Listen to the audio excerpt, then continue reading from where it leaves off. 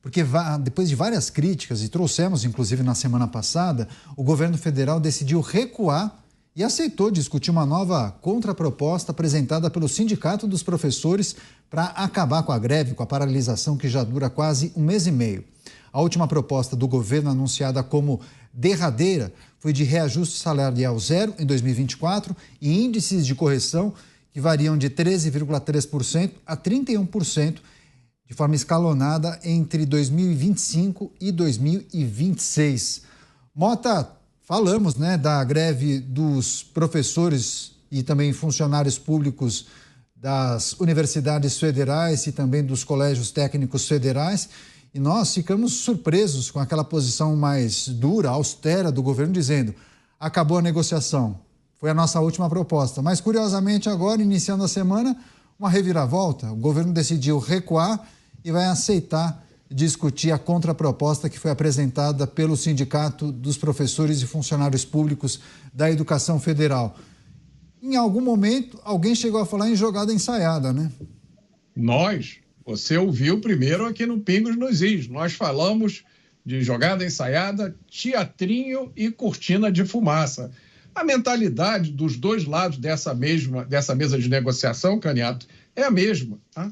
Dinheiro público é para se gastar, gasto não tem limite, você não precisa medir o resultado do gasto. Existe essa mentalidade de que o problema da educação é falta de investimento. É preciso gastar mais na educação, como se gastar significasse automaticamente melhorar a qualidade do ensino brasileiro.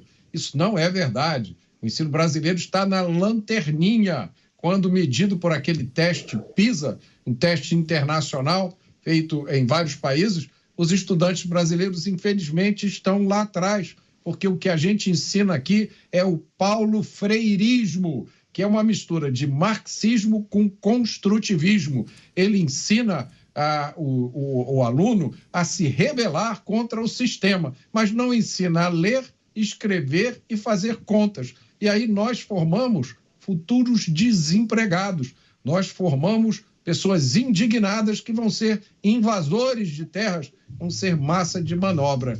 Não é hora de falar de greve, não é hora de falar de reajuste. É hora de falar de ajuste nesse modelo de ensino que é bom para um monte de gente, menos para os alunos. Delegado Palumbo, o senhor já observou e acompanhou greves de muitas categorias do funcionalismo público. Semana passada havia informação que o governo não iria mudar de posição. Havia sido a última oferta para os grevistas.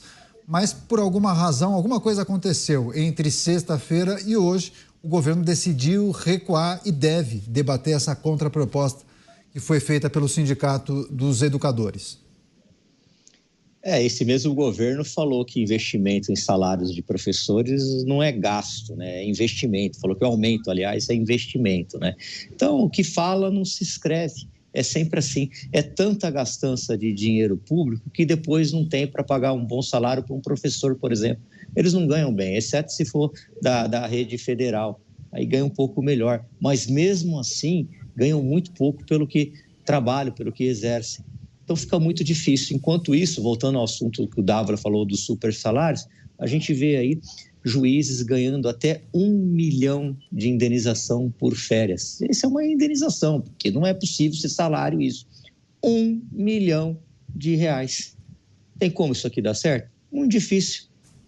Pois é, muita gente querendo se inscrever para o próximo concurso da magistratura, né, delegado Paulo? Eu acho que essa talvez seja a saída, né? Agora você, Dávila, recuo do governo e aberta a mesa de negociação com os professores. O que é preciso considerar nessa dinâmica de administração de crise, quando se trata de uma categoria que diz que continuará em greve se não houver aumento naquela proporção pedida nas negociações? Olha, se o governo tivesse realmente interessado em investir no professor, eu estaria aqui aplaudindo o governo, mas não é isso. Ele quer fazer uma negociação com o corporativismo da educação, é muito diferente. Se tivesse realmente disposto a melhorar a qualidade do professor, estaria mexendo nesse currículo da pedagogia da magistratura, que é um desastre total, que, como bem disse o Mota, é muita teoria, principalmente de Paulo Freire, e pouca aula prática. Estaria pensando em uma remuneração baseada em desempenho dos professores e, melhor, sabe o que ele estaria fazendo? Acabando com a estabilidade do professor e transformando todo em CLT. Sabe que se os professores se tornassem CLT e não tivessem estabilidade, dá para você dar um aumento de pelo menos 30% a 35% no salário sem afetar as contas públicas. Então, assim, eu não entendo por que nós não fazemos a coisa que melhora a vida do professor. Não, mas é uma negociação de governo com interesses sindicais e não com interesse da educação e nem do professor. Porque se fosse do professor, eu tenho certeza que se você começasse a oferecer para os professores ganhar de 30% a 40% a mais, ele abrisse mão da estabilidade para ser CLT, o bom professor topa. Quem é que não vai topar, Canhato? O mau professor. Porque esse acha que não vai conseguir ganhar bem ou tem medo de ser demitido e, portanto, ele vai querer continuar do jeito que a estabilidade garante o mau professor ficar na sala de aula. Não existe crime maior do que manter o mau professor na sala de aula e as crianças não aprenderem o que elas têm de aprender de acordo com a idade e o conteúdo necessário em cada ano sério. Pois é, lembrando a nossa audiência que a paralisação já dura aproximadamente 40 dias em algumas instituições. Agora, tem uma informação que chegou há pouco à redação da Jovem Pan News, porque os sindicatos dos professores estão divididos. Um decidiu assinar o acordo com o governo e o outro decidiu manter a greve. Quer fechar, Mota? Quer fazer um último complemento? Por favor. Eu acho que o Dávila deu um elemento essencial, que é mérito. Os professores que são bons, que cumprem a sua missão, devem ter uma remuneração melhor do que aqueles professores que não cumprem a sua missão, que são ruins. Na verdade, esses últimos deveriam, aos poucos, até ser desligados desse sistema. A gente deve fazer isso se a nossa intenção realmente for cuidar dos alunos. Agora, se a intenção for agradar os sindicatos com objetivos eleitorais, aí é esse sistema que está aí mesmo.